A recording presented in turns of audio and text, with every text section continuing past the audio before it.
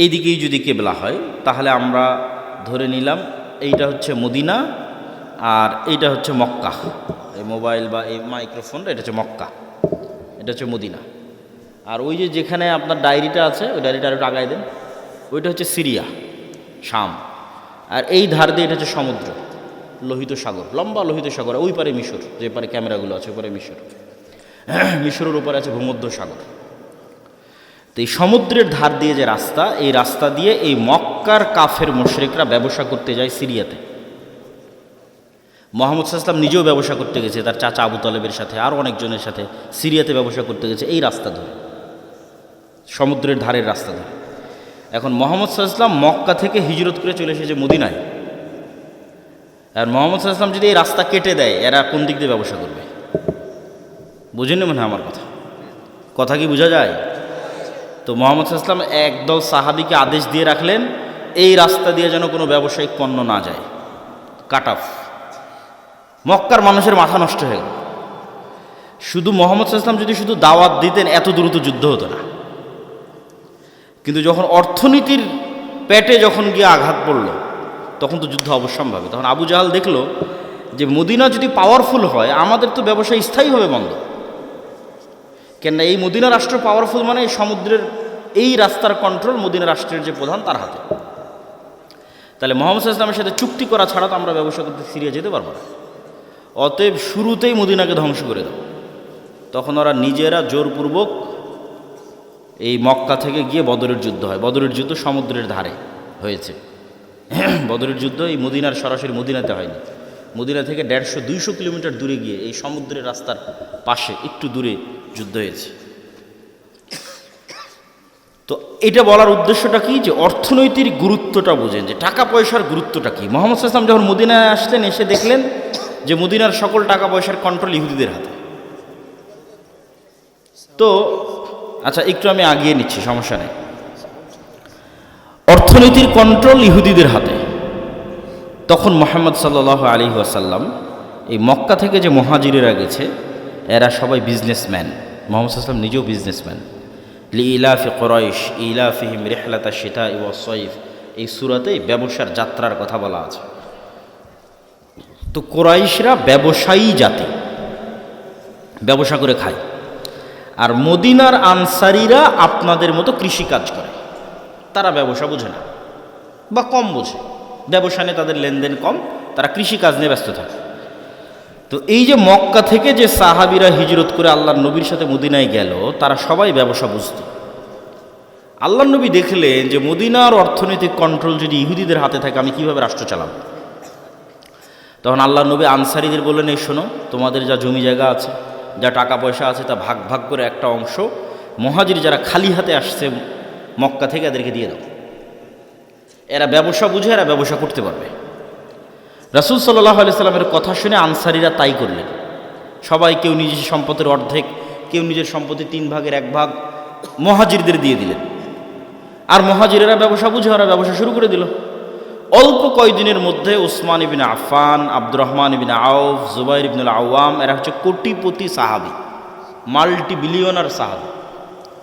এরা রাসূল সাল্লাল্লাহু আলাইহি ওয়াসাল্লামের জীবদ্দশাতেই কোটিপতি হয়ে গেছিল। তো এরা যদি কোটিপতি না হতো তাহলে ওই মদিনার অর্থনীতির কন্ট্রোল কাদের হাতে থাকতো? ইহুদিদের হাতে। এখন কি সমস্যা হতো, খালি একটা উদাহরণ বলি। মদিনায় গিয়ে যখন প্রথম রাসূল সাল্লাল্লাহু আলাইহি ওয়াসাল্লাম মসজিদে নববী তৈরি করে, তখন মসজিদে নববীর সামনের কুয়ার মালিক ইহুদি। সামনের কুয়ার মালিককে ইহুদি। আজকেও সৌদি আরবের সবচেয়ে বড় সমস্যা পানি। আজ থেকে 1400 বছর আগে তাহলে কত সমস্যা হতে পারে পানি নিয়ে। তা এখন এই মসজিদে নববীতে যারা সালাত আদায় করতে আসবে এদের উজু করা লাগবে। তো উজু করতে এদের অনুমতি নিতে হবে কার? ইহুদির। তাহলে মাথাটা নত কার হচ্ছে? মুহাম্মদ সাল্লাল্লাহু আলাইহি ওয়াসাল্লামের। নত হচ্ছে না যে ইহুদি তোমার এখানে আমার উম্মত উজু করবে, একটু অনুমতি দাও। তাহলে অর্থনৈতিক মুক্তি ছাড়া মাথা উঁচু হয় না।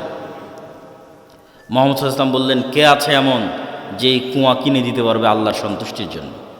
জান্নাত। উসমান ইবনে আফফান বলল, আমি আছি আল্লাহর নবী। আল্লাহু আকবার। তাহলে উনি যে ওনার টাকা দিয়ে মসজিদে নববীর সামনের কুয়াটা কিনে দিলেন, তাতে সম্মান কার রক্ষা হলো? মুহাম্মদ সাল্লাল্লাহু আলাইহি ওয়াসাল্লামের রক্ষা। মাথা উঁচু থাকলো। এই জন্য অর্থনৈতিক মুক্তি ছাড়া কখনো গোলামি থেকে মুক্তি হয় না। উম্মতে মোহাম্মদী কখনো চাকুরিজীবী জাতি ছিলই না। এই উপনিবেশের পর তারা শিখেছে চাকরি করতে হয়। যেটা আল্লামা ইকবালেরও সেম অ্যানালাইসিস कि नहीं मकाम की खूगर तबीयत आज़ाद सैरे मिसाल नसीम पैदा कर हजार चश्मा फूटे तेरे संगे राह से खुदी में डूब के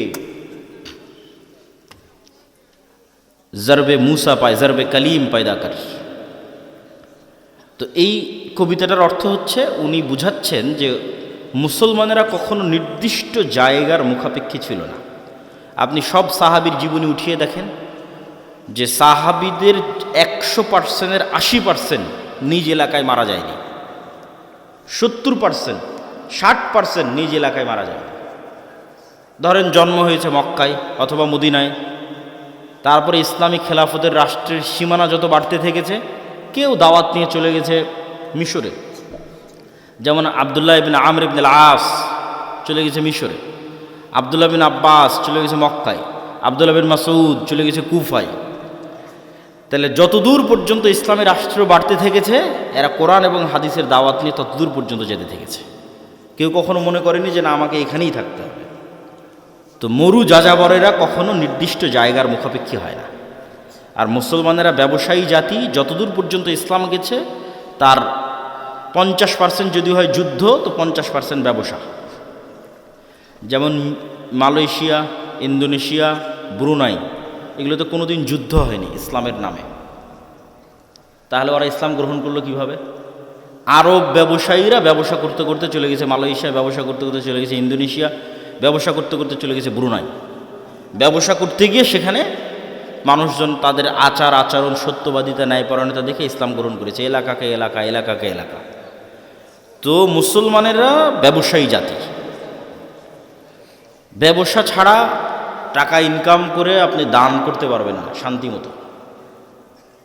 আর জান্নাত শুধু ইবাদত দিয়ে জান্নাত 100% কনফার্ম করা কঠিন। আবার শুধু পাপ মুক্ত থাকার চেষ্টা করেও 100% জান্নাত কনফার্ম করা কঠিন। যেমন এখানে কেউ দাঁড়িয়ে বলা কঠিন যে আমি আমার জীবনে এক ওয়াক্ত সালাত কাজা করিনি, অথবা এটা দাঁড়িয়ে বলা খুব কঠিন যে আমি প্রত্যেক 5 ওয়াক্ত সালাতের শুরু থেকে শেষ পর্যন্ত শুধু আল্লাহর কথা স্মরণে রাখি, আর কারো কথা, দুনিয়ার কোনো কথা আমার মাথায় আসে না। এটা বলা কঠিন। তাহলে কেউ কিয়ামতের মাঠে দাঁড়িয়ে আল্লাহকে বলতে পারবে না যে আল্লাহ আমি এক ওয়াক্ত সালাত কাজা দিইনি, অথবা আমাকে জান্নাতে দিতেই হবে। এই চ্যালেঞ্জ দেওয়া কঠিন, জান্নাত দিতেই হবে। অথবা কেউ দাঁড়িয়ে বলবে যে আল্লাহ আমি একটাও গুনাহ করিনি, আমাকে জান্নাত দিতেই হবে, এটাও চ্যালেঞ্জ দেওয়া কঠিন। তাহলে জান্নাতে যাওয়ার জন্য আল্লাহর রহমতের ভিখারি। আল্লাহ ভালো মতো ইবাদত করতে পারিনি, অনেক গুনাহ করেছি, ক্ষমা করে দাও, আল্লাহ দয়া করলে এবার জান্নাত। কিন্তু জান্নাত কনফার্ম করার দুইটা রাস্তা আছে, চ্যালেঞ্জ, যে জান্নাত আমারই, যাবই। একটা হচ্ছে জীবন আল্লাহর রাস্তায় দিয়ে শহীদ হয়ে যাওয়া, এটা কনফার্ম 100%। শহীদের রক্ত জমিনে পড়ার আগে তার যদি ইবাদতেরও কোনো কমতি থাকে ওটাও মাফ, আর যদি কোনো গুনাহ থাকে ওটাও মাফ। তাহলে একটা কনফার্মেশন পাওয়া গেল যে জীবন যদি আল্লাহর রাস্তায় দিয়ে দেওয়া যায় জান্নাত কনফার্ম। আরেকটা কনফার্ম করার রাস্তা হচ্ছে টাকা, অর্থনৈতিক ইবাদত। এটাতে জান্নাত কনফার্ম হয়, আল্লাহ জান্নাত বিক্রি করবে।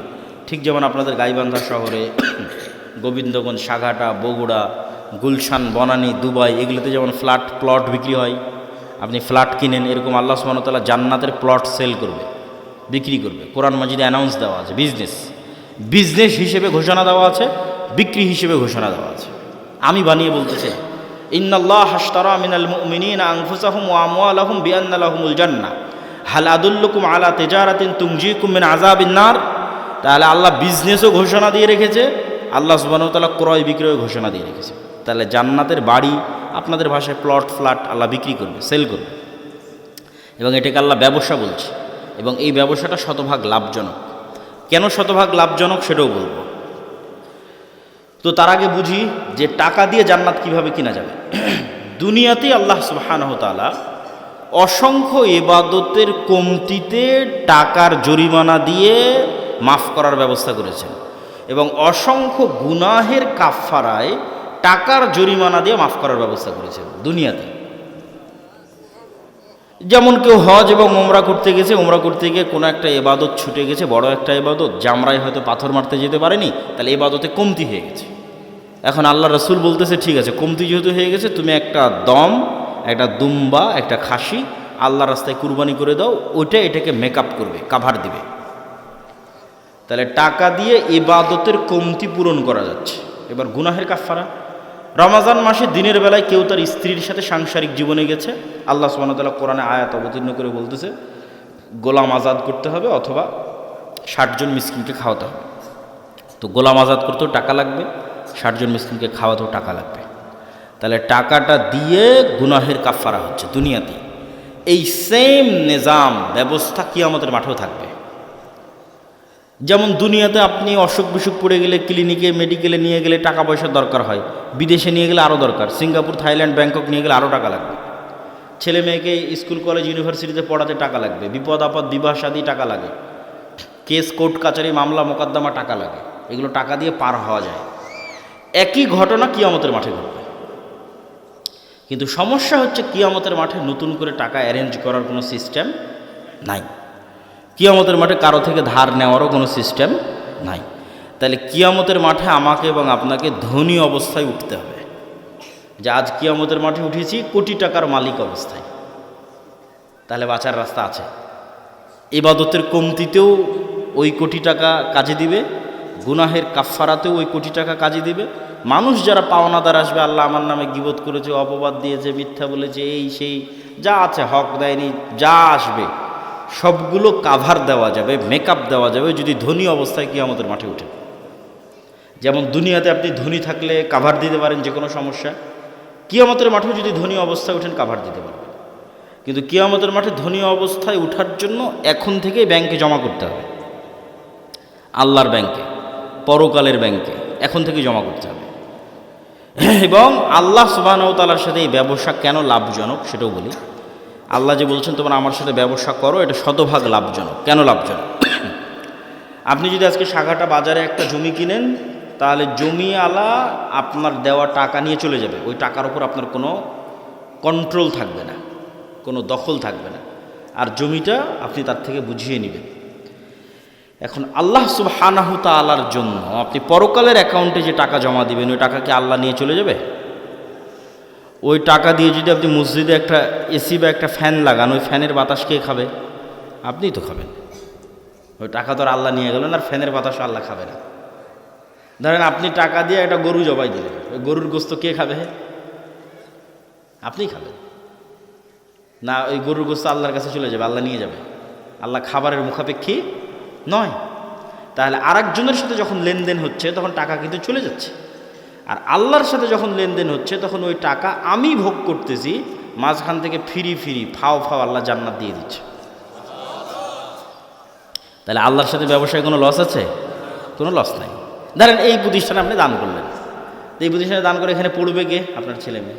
কেউ যদি বেতন পায় আপনার গ্রামের ছেলে মেয়ে, তাহলে মাঝখান থেকে তো আপনি ফ্রিতে জান্নাত পাচ্ছেন। টাকাটা তো দুনিয়াতেই থাকতেছে, দুনিয়ার মানুষই খাচ্ছে, আপনি আপনার আত্মীয় স্বজন পাড়া প্রতিবেশী তারাই খেয়ে শেষ করে দিচ্ছে।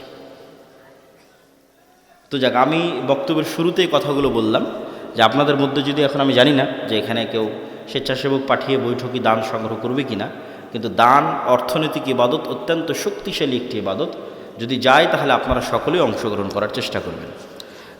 এই বলে আমি আমার এবং তোমাদের যারা মাদ্রাসা কর্তৃপক্ষ আছে তাদেরও যদি যাওয়ার সিস্টেম থাকে পাঠাতে পারো। এই কথা বলে আমরা আমাদের মূল বক্তব্যের দিকে এগিয়ে যাচ্ছি। আমাদের মূল বক্তব্য হচ্ছে গোলামি থেকে মুক্তির রাস্তা, এটাই বক্তব্যের আলোচ্য বিষয়। 5টা পয়েন্টে আমরা সংক্ষিপ্ত করে আলোচনা করব। ঈমান বিল গায়বে ইয়াকিন, আল্লাহ সুবহানাহু তাআলার সাহায্য ছাড়া বিজয় হয় না। আল্লাহর সাহায্য পাওয়ার জন্য আল্লাহ সুবহানাহু তাআলার ইবাদত করতে হয়, সৎ আমলের মধ্যে সালাত এবং জিকির সবচেয়ে পাওয়ারফুল। দুনিয়াতে নেতা হওয়ার জন্য জ্ঞান অর্জন এবং সত্যবাদিতা ও ন্যায়পরায়ণতার কোনো বিকল্প নাই। এই 5টা পয়েন্টে আমরা সংক্ষিপ্ত করে ব্যাখ্যা করব এবং বক্তব্যের শেষের দিকে চলে যাব। প্রথম দুইটা হচ্ছে ঈমান বিল গায়েবে ইয়াকিন। গায়েব মানে অদৃশ্য, আজকের যুগের মুসলমানদের সবচেয়ে বড় সমস্যা হচ্ছে আসলে প্রকৃত অর্থে মুসলমানদের ইমানই নাই, ইমান মজবুত নয়, গায়েবের উপর ইমান নেই। কেন আজকের দুনিয়া বেশি বাস্তববাদী, বেশি বস্তুবাদী, বেশি দুনিয়ামুখী, ফলত গায়েবের যে লজিক, যে সূত্র, এটা কেউ বুঝেও না, কেউ জানতেও চায় না। কিন্তু গায়েবের কার্যকরণের সূত্র এবং লজিক সবচেয়ে পাওয়ারফুল। এগুলোর জ্ঞান এবং নলেজ কোরআন এবং হাদিসে আছে। যেমন কিছুক্ষণ আগে দানের কথা বললাম, ওইটার সাথে একটা সূত্র দেখেন, A+B² মতো সূত্র, যে দুনিয়ার লজিকে আমি যদি ধরেন পকেটে আমার 1000 টাকা থাকে, তাহলে 1000 টাকা থেকে যদি আমি 500 টাকা দান করি, এই যে 1000 টাকা, এখান থেকে 500 টাকা যদি দেই আপনাকে, তাহলে 500 টাকা দুনিয়ার কাগজে কলমের হিসাবে কমে গেল। কিন্তু সাথে সাথে এইটার সাথে সাথে গায়েবের অদৃশ্য লজিকে প্লাস হয়ে গেল। এটা সূত্র, এটা গায়েবের সূত্র। এই প্লাসের প্রভাব 5 বছর পর দেখা যাবে, 10 বছর পর দেখা যাবে। ঠিক আমি একজনকে 1000 টাকা কর্জ দিলাম, তার সাথে 1100 টাকা সুদ হিসেবে নিলাম। দুনিয়ার হিসেবে 100 টাকা অতিরিক্ত দেখাচ্ছে, কিন্তু গায়েবের লজিকে ওখানে 100 টাকা কমে গেছে। কিন্তু ওই 100 টাকা যে কমে গেছে, এটার প্রভাব 5 বছর 10 বছর পর দেখা যাবে। এগুলো গায়েবের সূত্র। এই গায়েবের সূত্রগুলোর উপর, গায়েবের অস্তিত্ব এবং বাস্তবতার উপর মুসলমানদের ঈমান নাই। যেমন ফেরেশতারা কোথায় যায়, কি করে, ঠিক আছে, আপনার বাড়িতে নূর আছে কিনা, আপনার বাড়িতে শয়তান আছে না ফেরেশতা আছে, আপনার কলবে নূর আছে কিনা, এগুলো সব গায়েব, এগুলো কিন্তু দেখা যায় না, এগুলো গায়েবের জগৎ। কিন্তু এই প্রত্যেকটার বর্ণনা কোরআন এবং হাদিসে আছে। ওইটার উপর আপনার ঈমানের মাত্রা কোন লেভেলে, সেটার উপর নির্ভর করবে আপনি গোলামি থেকে মুক্তি পাবেন কিনা। ঠিক গায়েবের আর একটা বড় অংশ হচ্ছে পরকাল, জান্নাত, জাহান্নাম, বারজাখি জীবন, এগুলো গায়েব। প্রত্যেক জগতের পরবর্তী জগতের কিছু আলামত পূর্বের জগতে থাকে। যেমন আমাদের পরের জগৎটা হচ্ছে বারজাখি জগৎ। তো বারজাখি জগতের কিছু চিহ্ন ওটা গায়েব। ওই গায়েবের জগতের কিছু চিহ্ন এই জগতে আছে। সেটা হচ্ছে ঘুম। প্রতিদিন আমরা একবার করে বারজাখি জগতে চলে যাই, বা বারজাখি জগতের একটা স্বাদ নিয়ে আসি। মৃত্যুর পরবর্তী জীবনটাও এরকম, কিয়ামত হওয়ার আগ পর্যন্ত। এই জন্য ঘুমানোর সময় আমরা কি বলি, যে আল্লাহুম্মা বিইসমিকা আমুতু, হে আল্লাহ আপনার নামে ঘুমাতে যাচ্ছি। জি না, এটার অনুবাদ হচ্ছে হে আল্লাহ আপনার নামে মৃত্যুবরণ করতে যাচ্ছে, মরতে যাচ্ছে। ঠিক পরের দিন সকালে যখন ঘুম থেকে উঠি, তখন কিন্তু এটা বলা নাই যে আল্লাহ আপনার রহমত, আপনার দয়া, ঘুম থেকে উঠলাম। জি না, আহইয়ানা বাদা মা আমাতানা, হে আল্লাহ মরে গেছিলাম, মরা থেকে বেঁচে উঠলাম। কি অনুবাদ দেখেছেন? দোয়ার অনুবাদ কি ভয়ঙ্কর, যে হে আল্লাহ মরে গেছিলাম, মরা থেকে সকালবেলা বেঁচে উঠলাম। তাহলে ওই যে মারা গেছিলাম রাতের বেলা, এটাই বারজাখি জগতের হালকা স্বাদ পরের জগতে। মানে আপনার মরার পরে কি হবে, ওই গায়েবের জগতের কিছু আলামত এই জগতে আপনি প্রতিদিন দেখতে পাচ্ছেন। এখন যারা ঘুম চলে গেছে, এদের মধ্যে একদল মানুষের স্থায়ী মৃত্যু হয়ে যাবে ঘুমের মধ্যে। কেন আল্লাহ সুবহানাহু ওয়া তাআলা প্রত্যেক ঘুমন্ত বান্দার রূহকে তার নিকটে টেনে নেন। প্রত্যেক ঘুমন্ত বান্দার, পবিত্র কোরআনের আয়াত। যাদের যাদের বাঁচিয়ে রাখতে চান, তাদের রূহগুলো আবার ফেরত দিয়ে পাঠান যখন তারা ঘুম থেকে ওঠে। তো রূহ মানে হচ্ছে দেখা, শোনা এবং চিন্তা করার শক্তি, এটা রূহ থেকে আসে।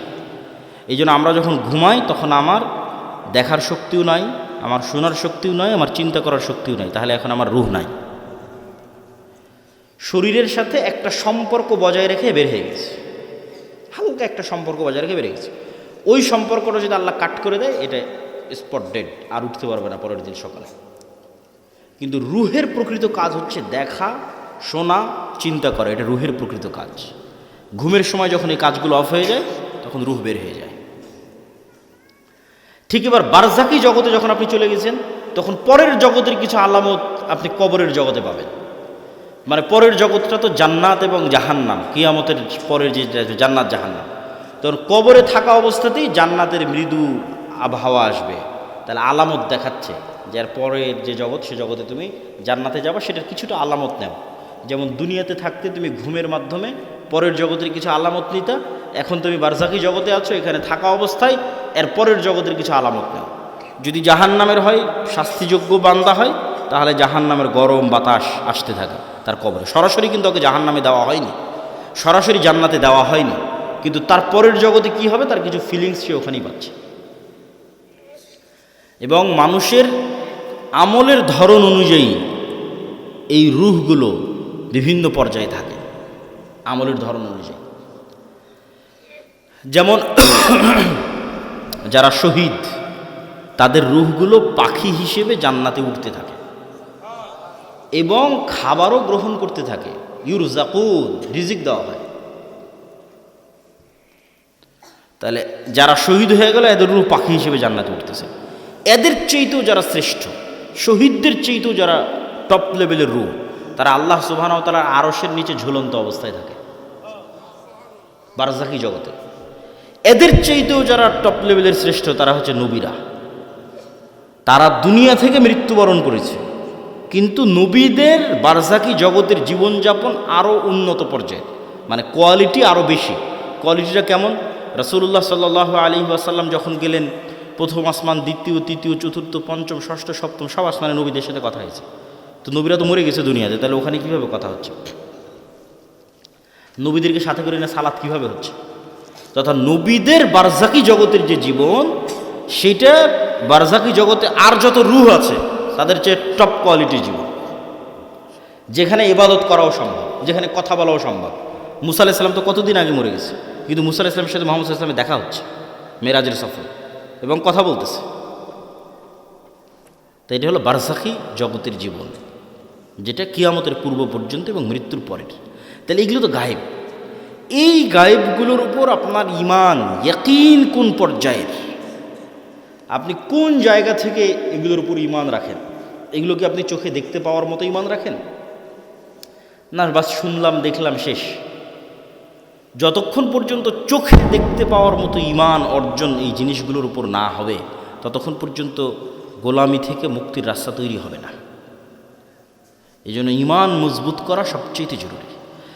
আর যদিও আজকের দুনিয়ার বস্তুবাদী জগতে মনে হচ্ছে যে বস্তুবাদী জগতে কিভাবে গায়েবের উপর ঈমান রাখা যায়, কিন্তু আমি চিন্তা করে দেখলাম যে এই বস্তুবাদী জগতে গায়েবের উপর ঈমান মজবুত করার আরও বেশি রাস্তা তৈরি হয়েছে।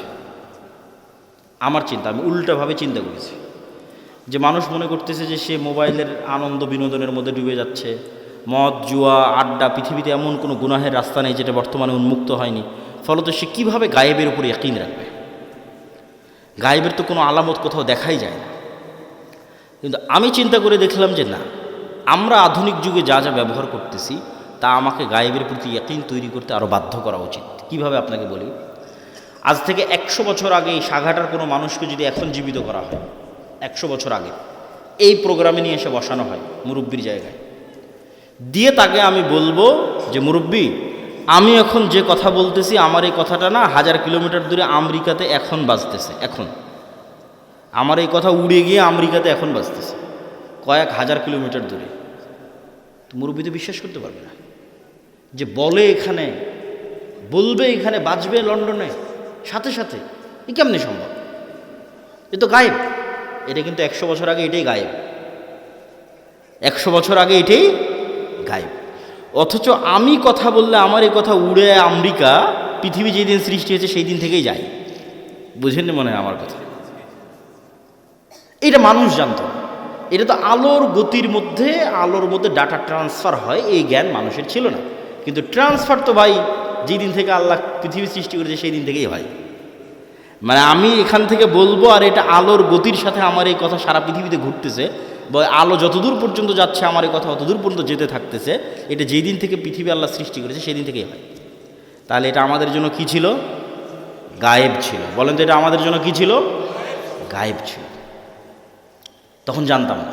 তাহলে এইটা যদি সম্ভব হয় যে কথা বলবো এখানে আর আলোর গতিতে সেই কথা গিয়ে বাজবে আমেরিকায়, এবং আমেরিকায় বসে মানুষ শুনতেছে, এখন লন্ডনে বসে মানুষ শুনতেছে, আপনারা টিভি মোবাইলে ব্যবহার করতেছেন, তাহলে এটা ব্যবহার করা অবস্থায় আপনি কিভাবে বিশ্বাস করতেছেন যে এই কথা আল্লাহ শুনতেছে না? বলেন আল্লাহু আকবার। আপনি মোবাইল ব্যবহার করা অবস্থায় মানুষ আপনার কথা শুনে নিচ্ছে মানুষের তৈরি করা যন্ত্র দিয়ে, আমার এখনকার কথা মানুষ শুনে নিচ্ছে ইংল্যান্ডে বসে থেকে, আমেরিকায় বসে থেকে, আর আমি বিশ্বাস করতেছি আরে আমি যে কথা বলছি এটা তো মনে হয় আল্লাহ শুনতে পাচ্ছে না। তাহলে আপনি আধুনিক প্রযুক্তির প্রত্যেক যে জিনিস ব্যবহার করতেছেন ওই জিনিসে এবার এই স্টাইলে চিন্তা করবেন যে মানুষ যদি এই পর্যন্ত করতে পারে তাহলে আল্লাহ কোন পর্যন্ত করতে পারে। তাহলে আপনি যত চিন্তা করবেন তত গায়েবের উপর আপনার ইয়াকিন বাড়বে। যেহেতু ভয়ঙ্কর আমরা গেড়াকলে ফেসে গেছি। বর্তমান বিজ্ঞান এটাই বলতেছে যে কাফা বিনাফসিকাল ইয়াউমা আলাইকা হাসিবা, যে আজকে তোমার হিসাবের জন্য তুমি যথেষ্ট। আলজামনাহু তাইরাহু, মানুষের সাথে মানুষের পাখিকে আমি মানুষের ঘাড়ের সাথে বেঁধে দিয়েছি, শাব্দিক অনুবাদ করলাম। তো কেমনে মানুষ তার হিসাবের জন্য নিজেই সে যথেষ্ট, আলাদা করে হিসাব করা লাগবে না, এটার একটু দু একটা উদাহরণ দেই।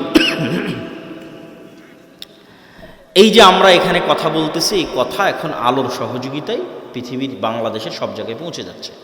তো এই আলোটা যতদূর যাচ্ছে এই কথা কিন্তু এই আলোর মধ্যে আছে। শুধু কথা না, আমার দৃশ্য, আমার ছবি, আমার ভিডিও এই আলোর মধ্যে আছে। আলো ডাটা ট্রান্সফার করতে পারে, যেটা দিয়ে এরা ক্যামেরার কাজ করতেছে, মোবাইলের কাজ করতেছে, সেটাই। তো এখন আমরা যদি পৃথিবীতে এমন একটা যন্ত্র আবিষ্কার করি যেটা আলোর চেয়ে বেশি জোরে দ্রুত চলে, এটা আবিষ্কার করা মানুষের পক্ষে সম্ভব নয়। কল্পনা করেন যে আমরা একটা অলৌকিক কার্যকলাপের মাধ্যমে একটা মেশিন তৈরি করলাম আলোর চেয়ে জোরে চলে, দিয়ে এখন আজ থেকে 15 বছর আগে চলে গেছি, আলোর চেয়ে বেশি গতিতে 15 বছর আগে চলে গেছে। তো 15 বছর আগে সাঘাটার মাটি থেকে যে আলোটা ছুটেছে আকাশের দিকে, ওই আলোটা এখন যে জায়গায় আছে আমি ওর আগে গিয়ে বসে গেছি, ওর আগে গিয়ে পৌঁছে গেছি, আলোটাকে ধরবো। ওই আলোটাকে ধরার সময় যদি ওখানে আমি কোনো একটা মেশিন সেট করতে পারি, তাহলে 15 বছর আগে এই সাঘাটার মাটিতে বসে আমি যা করেছি তা লাইভ দেখতে পাবো। 15 বছর আগে সাঘাটার মাটিতে আমি যা বলেছি তা আমি লাইভ শুনতে পাবো। এগুলো একটাও হারিয়ে যায়নি, সব আলোর মধ্যে আছে। ওই যে বিজ্ঞান ব্যবহার করতেছে, এখন এখান থেকে উড়িয়ে নিয়ে গিয়ে আমেরিকা লন্ডনে বাজাচ্ছে, তোর তো আলোর সহযোগিতা, ওখান থেকে হারায় না। যে ধরতে চাইবে তোমাকেও ধরতে পারবে। যে তুমি রাতের অন্ধকারেও যদি কিছু করে থাকো সেটাও আলোর মধ্যে ভেসে থেকে গেছে, ওটা ধরা যাবে। লাইভ বদরের যুদ্ধ দেখা সম্ভব, শুধু আলোর গতিতে 1500 বছর আগে চলে যেতে হবে, তাহলে বদরের যুদ্ধ লাইভ দেখা যাবে ক্যামেরা দিয়ে আর মোবাইল দিয়ে। মুহাম্মদ সাল্লাল্লাহু আলাইহি ওয়াসাল্লামের হাদিস লাইভ শোনা যাবে, কিন্তু যাওয়া সম্ভব নয়, তাই যেতে পারতেছি না। কিন্তু তোমাদেরকে বুঝাচ্ছি যে আমাদের হিসাব নেওয়া কত সহজ। তাহলে অন্তত এখনকার বিজ্ঞান অনুযায়ী গায়েবের উপর আরও ইয়াকিন তৈরি হওয়া উচিত যে আমরা তো বড় বিপদে আছি। শুধু এই একটা নয়, এই যে পুনরুত্থান, আল্লাহ সুবহানাহু ওয়া তাআলা মানুষকে জীবিত করতে চায়, জীবিত করবে। তো মানুষের ডিএনএ যদি এখনকার বিজ্ঞান 10,000 বছর আগে ধরো যে ডাইনোসর চলে গেছে তার ডিএনএ যদি পাই, তাহলে ওর ক্লোন করে কাছাকাছি ওই মানের, ওর ওই ডাইনোসরের কি ছিল না ছিল সব কিছু বের করে নিয়ে আসতে পারবে।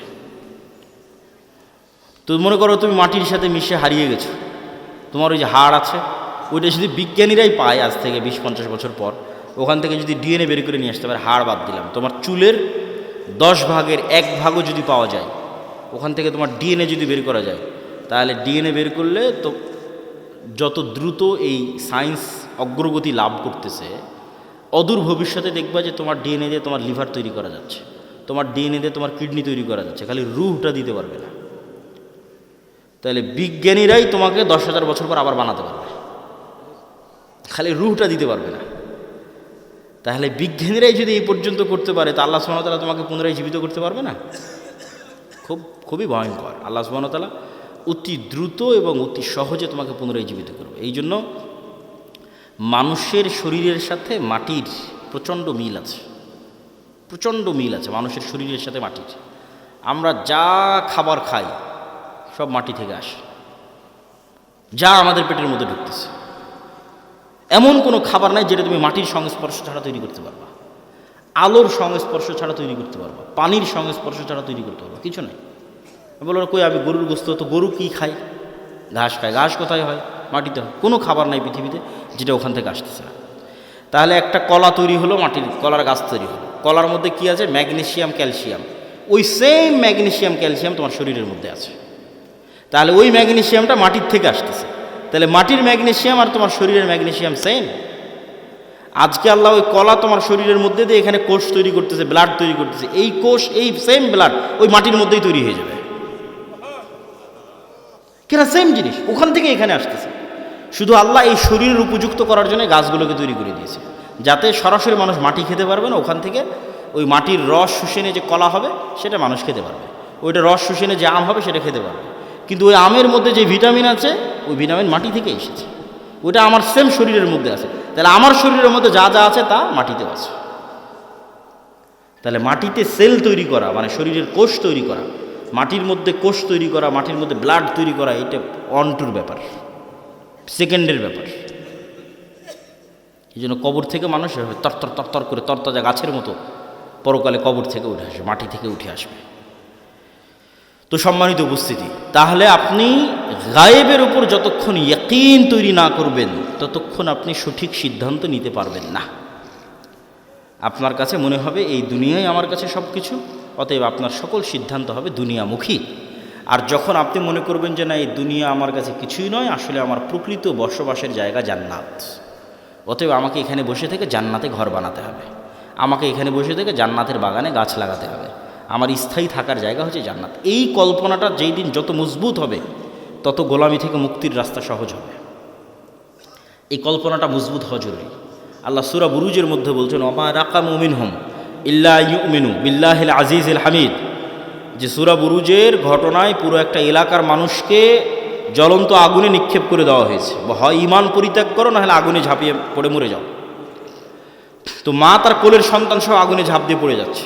এটা কেমনে সম্ভব? এটা সম্ভবের একটাই রাস্তা, ওরা যে আগুনে ঝাঁপ দিচ্ছে ওই আগুনকে ওরা নিশ্চিত জান্নাত মনে করতেছে, আর বাড়িতে ফিরে গেলে যে এসি ফ্রিজ ফ্যানের বাতাস আছে ওইটাকে ওরা নিশ্চিত জাহান্নামের আগুন মনে করতেছে। শুধু মনে করা নয়, ইয়াকিনের লেভেলে ওদের বিশ্বাস। ফলত ওরা আগুনে ঢুকতেছে না জান্নাতে ঢুকতেছে? জান্নাতে ঢুকতেছে। এটা ছাড়া আপনি ঢুকতে পারবেন না, এই লেভেলের ইয়াকিন ছাড়া আপনি ঢুকতে পারবেন না। ওরা তো আগুনে ঢুকতেছে না, জান্নাতের মধ্যে ঢুকতেছে, দেখতে পাচ্ছে এটা জান্নাত। এই সেম পরীক্ষা তো দাজ্জালের পরীক্ষা এরকমই হবে। দাজ্জালের জান্নাত হবে জাহান্নাম, দাজ্জালের জাহান্নাম হবে জান্নাত। তাহলে আপনি যেদিন এই পরিমাণের কল্পনায় যেতে পারবেন যে আমার স্থায়ী শান্তিটা কোথায়, আমার স্থায়ী আরাম কোথায়, আমি যদি আজকে আমার বাপ মা থেকে আলাদা হয়ে যাই, আমি যদি আজকে আমার ছেলে মেয়ে থেকে আলাদা হয়ে যাই, আর যদি জীবনে কোনো দিন আমার বাপ মায়ের সাথে দেখা না হয়, আমার আর যদি জীবনে কোনো দিন ভাই বোনের সাথে দেখা না হয়, আমার যদি আর জীবনে কোনো দিন আমার আত্মীয় স্বজন পাড়া প্রতিবেশী ছেলে মেয়ে স্ত্রী পুত্রের সাথে দেখা না হয়, তাহলে এর চেয়ে কষ্টের পৃথিবীতে আর কিছু নাই। এটা তাহলে কোনো জীবনই হলো না। বরং যদি এর বিপরীতটা হতো, যে এই যমুনা নদীর পাড়ে আমার একটা বিশাল বাড়ি থাকলো, বাংলো বাড়ি, আর সেই বিশাল বাংলো বাড়িতে আমি স্থায়ীভাবে আমার ছেলে মেয়ে স্ত্রী পুত্র বাপ মা সবাইকে নিয়ে, কোনো মৃত্যু নেই, কোনো অসুখ নাই। ছোটোবেলায় যেরকম যমুনা নদী থেকে একটু গোসল করতাম, ওরকম মাঝে মধ্যে গিয়ে গোসল করে আসবো, একটু মাছ ধরতাম, মাঝে মধ্যে একটু মাছ ধরে আসবো, নৌকা চালাতাম, মাঝে মধ্যে একটু নৌকা চালিয়ে আসবো। আর এই জীবনটা পার্মানেন্ট। এইটা যদি তোমার কাছে মনে হয় যে এটা জীবনের সবচেয়ে বড় সফলতা, তাহলে এটা জান্নাতে সম্ভব। সবাই যদি জান্নাতে যায় তাহলে সবাইকে নিয়ে স্থায়ী পার্মানেন্টলি জান্নাতে এটা বাস্তবায়ন করা সম্ভব। তো এই জন্য মানুষের প্রকৃত জীবন হচ্ছে জান্নাতের জীবন। আর দুনিয়ার জীবনটা কেমন? আমি আজকে যেমন রাজশাহী থেকে অথবা ঠাকুরগাঁ দিনাজপুর থেকে এখানে এসেছি, 10টার 9:30টার দিকে পৌঁছেছি, 11:30 12টার মধ্যে বের হয়ে যাব। এইখানে যে আমি 1-1.5 ঘন্টা আছি, আর আপনারা যারা এখানে বক্তব্য শুনতে এসেছেন 1-1.5 ঘন্টা আছেন, এই 1-1.5 ঘন্টার সময় যেমন এই পুরো 60 বছরের সময় তেমন। এটা সফরের মধ্যে একটা যাত্রা বিরতি। সফরটা শুরু হয়েছে যেদিন আল্লাহ রূহ তৈরি করেছিল, এই সফরটা শেষ হবে জান্নাতে এবং জাহান্নামে যাওয়ার মধ্যে। তাহলে এই লম্বা সময়ের মধ্যে এই 60 বছর অতি ছোট। ঠিক এই পুরো 60 বছরের মধ্যে এখনকার 1-1.5 ঘন্টা যত ছোট। এবং মানুষ যখন পরকালে উঠবে তখন মানুষের কাছে এটাই মনে হবে যে আমরা দুনিয়াতে মনে হয় 1-1.5 ঘন্টা ছিলাম।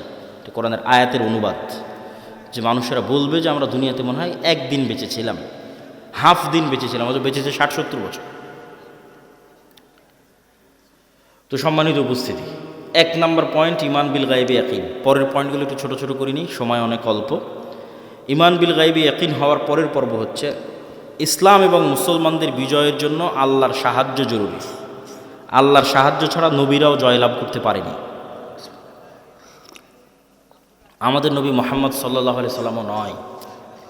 আল্লাহর সাহায্য নিশ্চিত যদি না হয়, আর আপনি যদি পারমাণবিক বমেরও মালিক হয়ে যান, জয়লাভ করতে পারবেন না। আর আল্লাহর সাহায্য যদি নিশ্চিত হয়, আপনি যদি সবচেয়ে দুর্বল থাকেন, জয়লাভ করতে পারবেন। তো শর্ত আল্লাহর সাহায্য। আল্লাহর সাহায্য আসে কিভাবে? দুইটা টেকনোলজিতে আল্লাহর সাহায্য খুব দ্রুত পৃথিবীতে নেমে আসে। টেকনোলজি বললাম বুঝার সুবিধার্থে, ইয়াং জেনারেশনের বুঝার সুবিধার্থে। মূলত দুইটা ইবাদতে আল্লাহর সাহায্য পৃথিবীতে নেমে আসে। একটা রাতের সালাত আর একটা সকাল সন্ধ্যের জিকির। রাতের সালাত এবং সকাল সন্ধ্যের জিকির ঠিক যেমন এই মোবাইলটা লক হয়ে আছে, এই মোবাইল ওপেন হবে যদি এখানে পাসওয়ার্ড দিই, ফিঙ্গারপ্রিন্ট দিই, অথবা ফেস ভেরিফিকেশান অন করি। ফেস ভেরিফিকেশান, আমার চেহারা ও ধরে নিল ক্যামেরাতে, ডানে বামে মুখ করে পুরো চেহারা ধরে নিল, তারপর ওই চেহারার সাথে মিলে গেলেই খুলে যাবে, লক ওপেন হয়ে যাবে। তো আজকের যুগেও অনেক আধুনিক উন্নত প্রযুক্তির দরজা আছে, যেই দরজাগুলো ফিঙ্গারপ্রিন্টে ওপেন হয়, কার্ড পাঞ্চ করলে ওপেন হয়। তো মনে করো আমরা পৃথিবীর সবচেয়ে উন্নত প্রযুক্তির একটা দরজার সামনে দাঁড়িয়ে আছি, যে পৃথিবীর সবচেয়ে উন্নত প্রযুক্তির দরজা, যার লক সিস্টেম, পাসওয়ার্ড সিস্টেম পৃথিবীর যে কোনো লক এবং পাসওয়ার্ড সিস্টেমের চেয়ে বেশি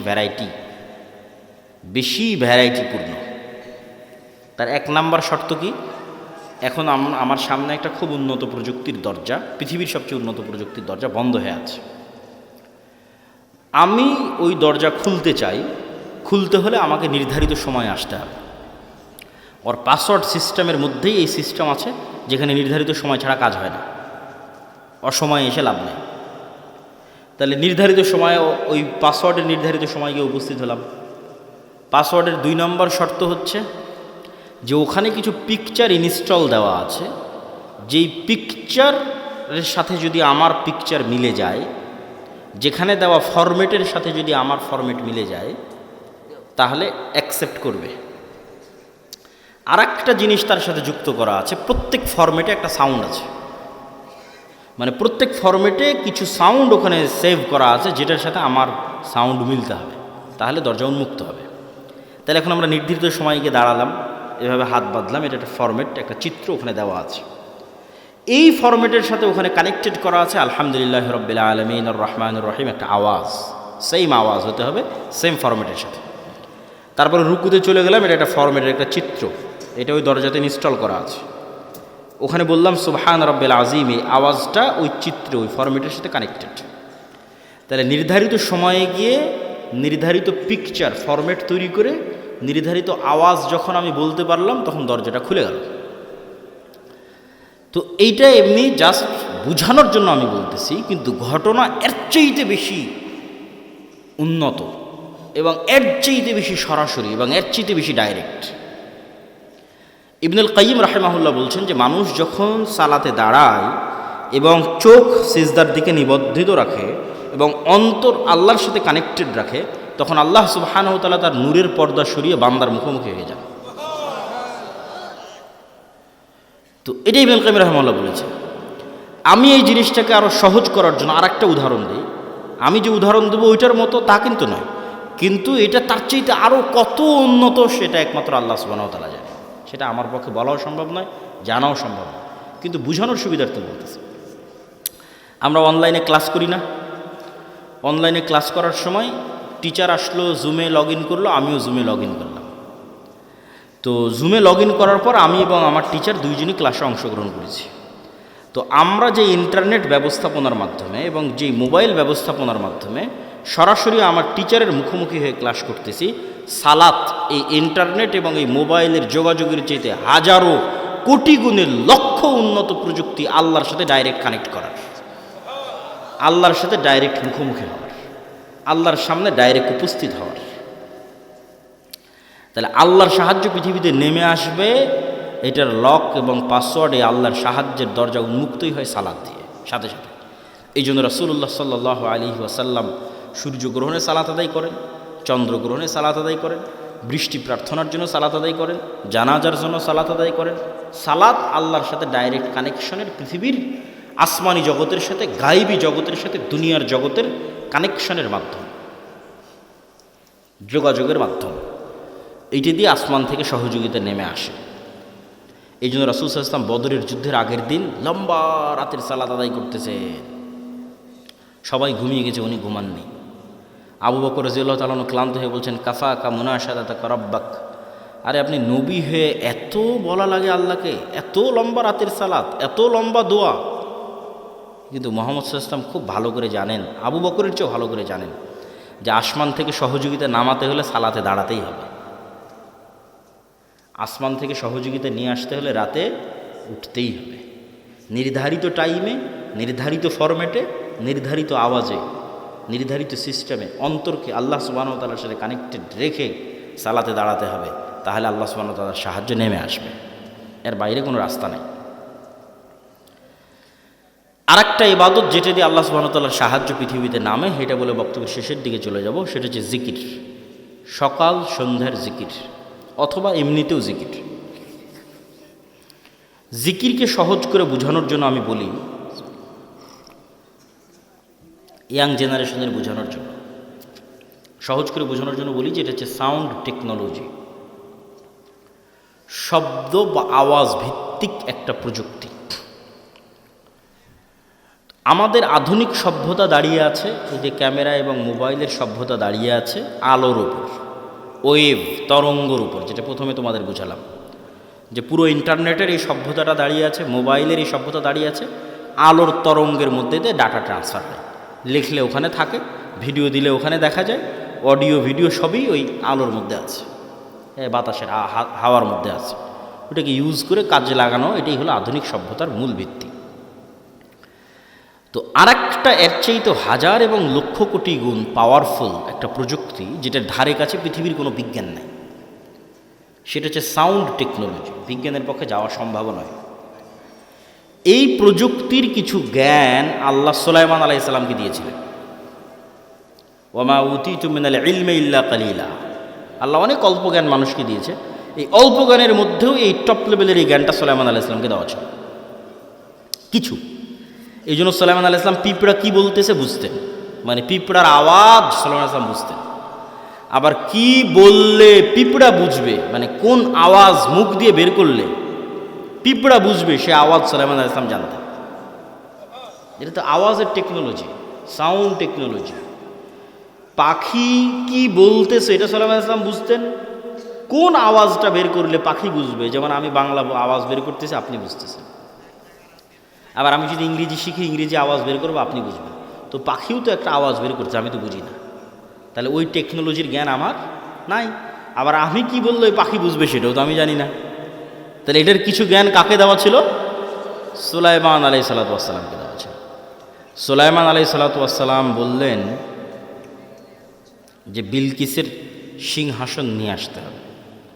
তো ইফরিতুম মিনাল জিন, ইফরিত নামক একটা জিন দাঁড়িয়ে বলল যে আপনার চেয়ার থেকে উঠার পূর্বেই অথবা দাঁড়িয়ে থেকে বসার পূর্বেই আমি বিলকিসের সিংহাসন নিয়ে আসব। সুলাইমান আলাইহিস সালাম রাজি হলেন না এটাতে। তখন এমন একজন ব্যক্তি যাকে আল্লাহ জ্ঞান দিয়েছে, এভাবে বলা আছে কোরআনে, এটা কোরআনের আয়াত। এ এখন জিন না মানুষ, নাম কি তা উল্লেখ করা নেই, খালি বলা আছে এমন একজন ব্যক্তি যাকে আল্লাহ কি দিয়েছিল? জ্ঞান দিয়েছিল। সে বলল আপনার চোখের পলক পড়ার পূর্বেই বিলকিসের সিংহাসন এখানে উপস্থিত হবে, জ্ঞান দিয়েছে। তো অনেক মুফাসসিরিনে কেরাম অ্যানালাইসিস করেছে, বিশ্লেষণ করেছে, এবং আমার কাছে মনে হয় হতে পারে, আল্লাহ ভালো জানে, জ্ঞান আল্লাহর কাছে, যে উনি বিশেষ কোনো জিকির জানতেন, যেই জিকির দিয়ে উনি চোখের পলকে সিংহাসনকে সেখান থেকে উঠিয়ে সুলাইমান আলাইহিস সালাতু ওয়াস সালামের সামনে পেশ করে দিয়েছেন। এটা হচ্ছে সাউন্ড টেকনোলজি, বিশেষ কোনো জ্ঞান আল্লাহ ওনাকে দিয়েছেন, যিনি বিলকিসের এই সিংহাসনকে সেখান থেকে উঠিয়ে নিয়েছেন চোখের পলকে। কিভাবে আনা যাবে, কোন প্রযুক্তিতে আনা যাবে, এটার জ্ঞান আল্লাহ তাকে দিয়েছে। কোরআনে বলা আছে এমন একজন ব্যক্তি যাকে আল্লাহ জ্ঞান দিয়েছে। তো আওয়াজ যে খুবই পাওয়ারফুল, আওয়াজ যে খুবই শক্তিশালী, তার দুটো উদাহরণ দেই। এক, আল্লাহ কিয়ামত কায়েম করবে আওয়াজ দিয়ে। ইসরাফিলকে রেডি করা আছে, সামনে বাঁশি আছে, বাঁশিতে ফু দিবে, আওয়াজ তৈরি হবে, আওয়াজে আসমান জমিন ভেঙে যাবে, আওয়াজে পাহাড় আকাশে উঠতে থাকবে, আওয়াজে চন্দ্র সূর্য নক্ষত্র রাজি ভেঙে চূর্ণ বিচূর্ণ হয়ে যাবে। কিয়ামত কায়েম হবে আওয়াজে। গেল এক, উদাহরণ নাম্বার 1। উদাহরণ নাম্বার 2, কিয়ামতের পূর্বে যখন সবাই মারা যাবে, সবার মৃত্যু হবে, আরশ বহনকারী ফেরেশতার মৃত্যু হবে, জিবরাইল, মালাকুল মউত, সবার মৃত্যু হবে।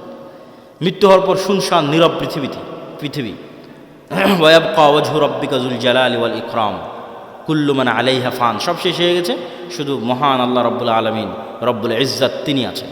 কতদিন এভাবে থাকবে রব্বুল ইজ্জত জানে, রব্বুল আলামিন জানে। তারপরে উনি যখন পৃথিবীর সব মানুষকে কিয়ামত কায়েম করতে চাইবেন, তখন ইসরাফিলকে জীবিত করে আবার ওই বাঁশিতে ফু দিতে বলবেন, সেখান থেকে একটা আওয়াজ তৈরি হবে, আওয়াজে দুনিয়ার সব মানুষ কবর থেকে উঠে কিয়ামতের মাঠের দিকে উলঙ্গ অবস্থায় দৌড়াতে থাকবে। তাহলে আওয়াজ কত পাওয়ারফুল, আওয়াজের ধরন কত পাওয়ারফুল হতে পারে যে আওয়াজে সব মানুষ জীবিত হয়ে যাবে, আওয়াজে আসমান জমিন ধ্বংস হয়ে যাবে। আওয়াজ যে শক্তিশালী, শব্দ যে শক্তিশালী, বাক্য যে শক্তিশালী, সাউন্ড যে শক্তিশালী, এর আরেকটা উদাহরণ দিয়ে এই পর্বের আলোচনা শেষ করি। আল্লাহ সুবহানাহু ওয়া তাআলা বলছেন, ইউসাব্বিহু লিল্লাহি মা ফিস সামাওয়াতি ওয়া মা ফিল আরজ। এটা গায়েবের নিউজ, গায়েবে এটা চলতেছে, আমরা জানি না, আল্লাহ নিজে সংবাদ দিচ্ছে। সেটা কি? আসমান জমিন এবং তার মধ্যে যা কিছু আছে, এই টিস্যু হোক, আর এই পিরিচের প্লেট হোক, আর এই পোস্টার হোক, আর এই গায়ের জামা হোক, আর প্যান্ডেল হোক, আর এই মাইক হোক, আর মোবাইল হোক, এরা 24 ঘন্টা আল্লাহর তাসবিহ পাঠ করতেছে। আল্লাহু আকবার। আসমান এবং জমিনের মধ্যে যা কিছু আছে, কীট পতঙ্গ, পঙ্গপাল, জীব জন্তু, জানোয়ার, সব আল্লাহর তাসবিহ পাঠ করতেছে 24 ঘন্টা।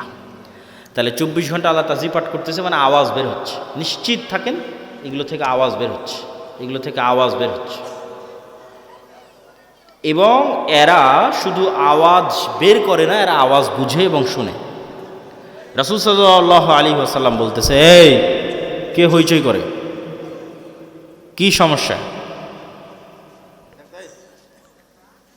এত গুরুত্বপূর্ণ আলোচনা হচ্ছে, তার মধ্যে সমস্যা করলে হয়? এই প্রিচ আওয়াজ শুধু বের করতেছে না, আওয়াজ শোনে। রাসূল সাল্লাল্লাহু আলাইহি ওয়াসাল্লাম বলতেছে, মুয়াজ্জিন যখন আজান দেয়, যতদূর পর্যন্ত তার আওয়াজ যায়, প্রত্যেকটা জীব জন্তু, জড়বস্তু, জড় পদার্থ, কীট পতঙ্গ, পঙ্গপাল, ধূলিকণা, বালিকণা, সব ওই আওয়াজ বুঝে কিয়ামতের মাঠে সাক্ষী দিবে। আল্লাহু আকবার। তাহলে আওয়াজের উপরেই সব দাঁড়িয়ে আছে। এরা 24 ঘন্টা তাসবিহও পাঠ করতেছে, আবার আপনি তাসবিহ পড়লে এরা বুঝতেও পারতেছে। আপনি সুবহানাল্লাহ বলবেন, এ বোঝে সুবহানাল্লাহ, আলহামদুলিল্লাহ বলবেন, এ বোঝে আলহামদুলিল্লাহ, আল্লাহু আকবার বলবেন, এ বোঝে আল্লাহু আকবার। এই জন্য জিকির খুবই পাওয়ারফুল। আর এই জন্য আল্লাহ সুবহানাহু ওয়া তাআলা উম্মতে মুহাম্মাদিকে যেই নিয়ামতটা দিয়েছেন, এটা পৃথিবীর সবচেয়ে শক্তিশালী। মুসা আলাইহি সালাতু ওয়াসসালামের লাঠি এবং ঈসা আলাইহিস সালাতু ওয়াসসালাম যে জীবিতকে মৃত করতেন, আর অন্ধকে চক্ষুষ্মান করতেন, টাক মাথায় হাত দিলে চুল গজিয়ে যেত, এগুলো সবগুলোর চেয়ে পাওয়ারফুল হচ্ছে এই কোরআন। কেন মুসা আলাইহিস সালামের লাঠির চেয়ে তো পাওয়ারফুল? কেন এই কোরআন সরাসরি আল্লাহর নিজের আওয়াজ। বলেন আল্লাহু আকবার। আল্লাহর নিজের সাউন্ড, আল্লাহর নিজের শব্দ, আল্লাহর নিজের বাক্য। পৃথিবীতে থাকা একমাত্র কিছু যা ডাইরেক্টলি কানেক্টেড রব্বুল আলামিনের জাতের সাথে, একমাত্র। আর বাকি পৃথিবীর সব আল্লাহর সৃষ্টি। শুধু কোরআন সরাসরি আল্লাহর আওয়াজ, আল্লাহর সাউন্ড, যা আল্লাহর থেকে জিবরাইল আলাইহিস সালাম শুনেছে, জিবরাইল আলাইহিস সালাম থেকে মুহাম্মদ সাল্লাল্লাহু আলাইহি ওয়াসাল্লাম শুনেছে, তার কাছ থেকে আমরা শুনেছি। তাহলে উম্মতে মুহাম্মাদের উপর সবচেয়ে বড় নিয়ামত হচ্ছে কোরআন। আর এই জন্য সবচেয়ে বড় জিকির হচ্ছে কোরআন। সর্বশ্রেষ্ঠ জিকির হচ্ছে কোরআন তেলাওয়াত। কিন্তু এই কোরআন বুঝলে তো, মানলে তো উম্মতে মুহাম্মাদের মুক্তি হবে। কেউ বুঝেও না, কেউ মানেও না, হাফেজ হয়ে শেষ, তাহলে তো হবে না। শুধু কোরআন আরবিতে পড়া শিখে নিলাম দিয়ে শেষ না। কোরআনে আল্লাহ সুবহানাহু ওয়া তাআলা বোঝার জিনিস দিয়েছেন, চিন্তা করার জিনিস দিয়েছেন, এটা খুব জরুরি। তো আমাদের বক্তব্যের শেষ 2টা পয়েন্ট। আজকের অবশ্য সব আলোচনা আল্লাহর পথে যাত্রা এই বইয়ের মধ্যে আছে। এই বইটা প্রত্যেক মসজিদ, মাদ্রাসায়, স্কুল, কলেজে প্রতি সপ্তাহে অন্তত একদিন সাপ্তাহিক দার্সের অন্তর্ভুক্ত করা উচিত, পাঠচক্র, তালিমি বৈঠকের অন্তর্ভুক্ত করা উচিত। তবে বইটা আজকে নাই, এর আগের প্রোগ্রামই শেষ হয়ে গেছে। আজকে মনে হয় শুধু 2-3টা বই আছে, তার মধ্যে এই উপদেশ একটা, আর কি আছে, আর ফতোয়া সিরিজ একটা, শুধু 3-4টাই বই আছে। উপদেশ 2-3টে আর ফতোয়ার একটা। আগের প্রোগ্রামে সব বই শেষ হয়ে যাওয়াতে আমরা এখানে নিয়ে আসতে পারিনি। তবে কোনো বই না নিলেও আল্লাহর পথে যাত্রা এই বইটা অনলাইনে অর্ডার দিয়ে হলেও জামিয়া সালাফিতে যোগাযোগ করে হলেও প্রত্যেক মসজিদে, মাদ্রাসায়, ব্যক্তিগত বাড়িতে, পরিবারে একটা করে রাখা উচিত। এটা ঈমান বিল গায়বে ইয়াকিন তৈরি করার জন্য। শেষ 2 পয়েন্ট, সত্যবাদিতা, ন্যায়পরায়ণতার জ্ঞান ও শিক্ষা। পৃথিবীতে গোলামি থেকে মুক্ত হওয়ার জন্য এবং নেতা হওয়ার জন্য আল্লাহ কিছু ফাংশন পৃথিবীতে রেখেছে। এতক্ষণ যেগুলো বলে মানে সব গায়েবের ফাংশন, এখন বাস্তব জগতের ফাংশন বলে। বাস্তব জগতেও কিন্তু আল্লাহর তৈরি করা ফাংশন কাজ করে। যেমন আল্লাহ আগুন তৈরি করেছে জ্বালানোর জন্য। আল্লাহ ছুরি বা লোহাকের মধ্যে ওকে যার গলায় ধরবেন কেটে যাবে। এগুলোর মধ্যে কাটার শক্তি, জ্বালানোর শক্তি আল্লাহর দেওয়া, মানুষের পক্ষে দেওয়া সম্ভব নয়। তো আগুন জ্বালাবে এই সিস্টেম আল্লাহর দেওয়া, ছুরি কাটবে এই সিস্টেম আল্লাহর দেওয়া। এখন তরবারিকে যদি হামজা রাদিয়াল্লাহু তাআলার গলায়ও ধরা হয় আল্লাহর নবীর চাচা, তাও কেটে যাবে, কেন আল্লাহ তার তৈরি করা সিস্টেম, রুল ভাঙে না। এখন একটা বম যদি পৃথিবীর সর্বশ্রেষ্ঠ তাকওয়াবান আল্লাহওয়ালা মানুষের গায়েও মারা হয়, মরে যাবে, কিছু করার নাই। সিস্টেম ওয়ার্ক করবে, ফাংশন কাজ করবে। তো পৃথিবীতে নেতা হওয়ার ফাংশন হচ্ছে, গোলামি থেকে মুক্তির ফাংশন হচ্ছে, অপশন হচ্ছে, বাটন হচ্ছে। মোবাইলে যেমন বাটন আছে কল দেওয়ার, ফ্ল্যাশ লাইট জ্বালানোর, এরকম পৃথিবীতে নেতা হব আমি, গোলামি থেকে মুক্তি চাই, কি ফাংশনে কাজ করবে? তার একটা হচ্ছে জ্ঞান এবং শিক্ষা। জ্ঞান এবং শিক্ষা এটা একটা বাটন, এই বাটনে চাপ দিলে নেতা তৈরি হয়, অটোমেটিক হবেই। আর জ্ঞান শিক্ষার উল্টাটা কি? জ্ঞান শিক্ষার উল্টা হচ্ছে যেটা সাঘাটার যুবকেরা করতেছে, free fire, PUBG, TikTok, Facebook, YouTube, reels, বিড়ি, সিগারেট, গাঞ্জা, সময় নষ্ট, আইপিএল, বিপিএল, অনলাইন জুয়া, এগুলো হচ্ছে প্রত্যেকটা জ্ঞানের উল্টা কাজ। ওই ফাংশন, ওই বাটন যে চাপ দিবে ও গোলাম হবে। এখন পৃথিবীতে যদি আমেরিকা এবং ইউরোপের এবং ইসরায়েলের ইহুদিরা জ্ঞান অর্জন করে আর সাঘাটার যুবকেরা যদি এগুলো করে, তো আল্লাহ সুবহানাহু ওয়া তাআলা কখনোই তার রুলস ব্রেক করে, তার সিস্টেম ব্রেক করে এসে বলবে না, এই ইহুদিরা, খ্রিস্টানেরা, তোরা থাম, তোরা তো অনেক জ্ঞান অর্জন করতেছিস, তোদেরকে নেতা হতে দেওয়া যাবে না। আমার সাঘাটার কিছু মুসলমান জুয়াখোর, মদখোর আছে, ওদেরকে নেতা বানাবো।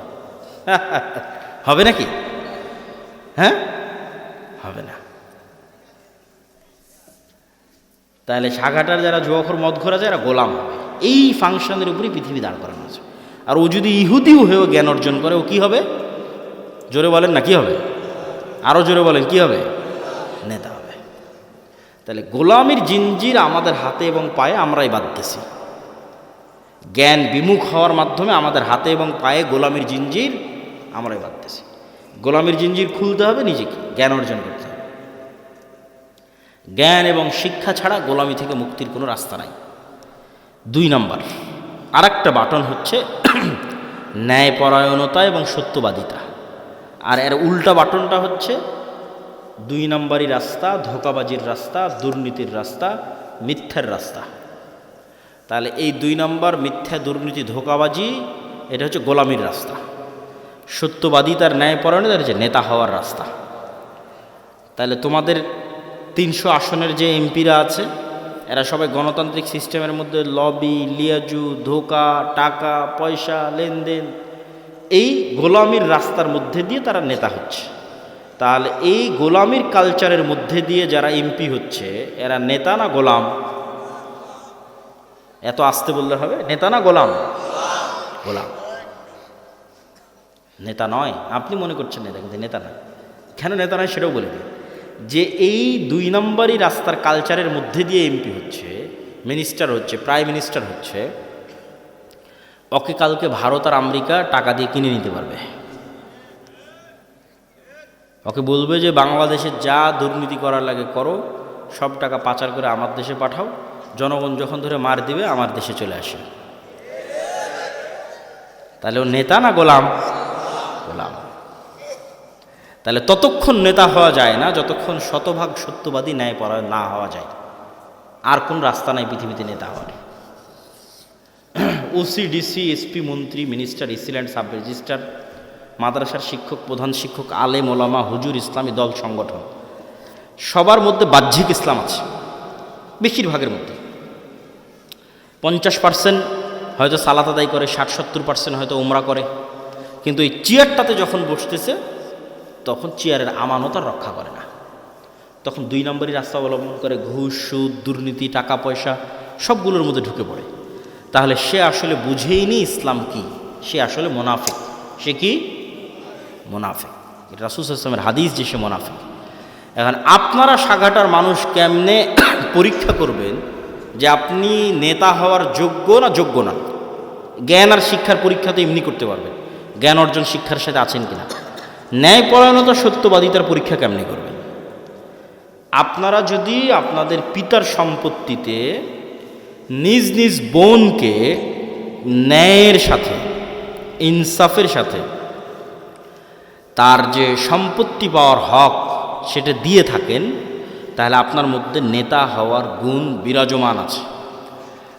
আর যদি না দিয়ে থাকেন, যমুনার চরেরটা বোনকে, আর যেটা বেশি দামি রাস্তার পাশে উঁচু সেটা নিজে, ভিটা বাড়ি নিজের, আর যেটাতে আবাদি হয় না, ডুবে থাকে 6 মাস, সেটা বোনের, অথবা দেনইনি বোনকে, তাহলে আপনার মধ্যে গোলামির স্বভাব বিরাজমান আছে। আপনিও গোলাম, আপনার পরবর্তী 14 পুরুষ পর্যন্ত গোলাম থাকবে। এবং আপনাকে যদি আমি আজকে বাংলাদেশের প্রধানমন্ত্রী বানিয়ে দিই, আপনি গত 16 বছরের চেয়ে বেশি দুর্নীতি করবেন। তাহলে এই যতক্ষণ পর্যন্ত নিজ নিজ জায়গা থেকে সবাই সত্যবাদী এবং ন্যায়পরায়ণ না হয়ে, যত মধ্যে বুঝেইনি ইসলাম কি, ওদের নিজেকেই ধোকা দিচ্ছে। মনে করছে আরে আমি হজ করলাম, ওমরা করলাম, সালাত আদায় করলাম, মসজিদ মাদ্রাসায় দান করলাম, বিশেষ অতিথি, প্রধান অতিথি হয়ে বসে আছি, আর কি? সব মুনাফিক। ইজা তুমি না খানা, মুনাফিকার আলামত হচ্ছে দায়িত্বের আমানতের সাথে খেয়ানত করে। এদের অন্তরে ঈমান ঢোকেনি, এদের বাহ্যিক ইবাদত কবুল হবে না, এদের বাহ্যিক ইবাদত কাজে দিবে না। লা ঈমান আল ঈমান লা আমানাতা লাহু, যে অন্তরে ঈমান ঢুকে গেছে ওই অন্তরে আমানতের খেয়ানত ঢুকতে পারে না। যে অন্তরে আল্লাহর ঈমান ঢুকে গেছে ওই অন্তরে 2 নম্বরই রাস্তা ঢুকতে পারে না। সম্মানিত উপস্থিতি, আল্লাহ সুবহানাহু ওয়া তাআলা আমাদের এই 5টা পয়েন্টের উপর, ঈমান বিল গায়বে ইয়াকিন, তারপরে হচ্ছে আল্লাহর সাহায্য ছাড়া বিজয় হয় না, আল্লাহর সাহায্য দুনিয়াতে আনার জন্য রাতের সালাত, সকাল সন্ধ্যার জিকির, 5 ওয়াক্ত সালাত তো লাগবেই, নাহলে আল্লাহ গণার মধ্যেই ধরবে না, কাউন্টের মধ্যেই ধরবে না। তার পাশাপাশি সর্বোচ্চ পর্যায়ের জ্ঞান এবং সর্বোচ্চ পর্যায়ের শতভাগ ন্যায়পরায়ণতা এবং আমানতদারিতা। এরকম যদি 500টা মানুষও তৈরি হয়, শুধু বাংলাদেশে না, পৃথিবীতেই ইসলাম বিজয়ী হয়ে যাবে, শুধু বাংলাদেশে না, ইনশাআল্লাহ।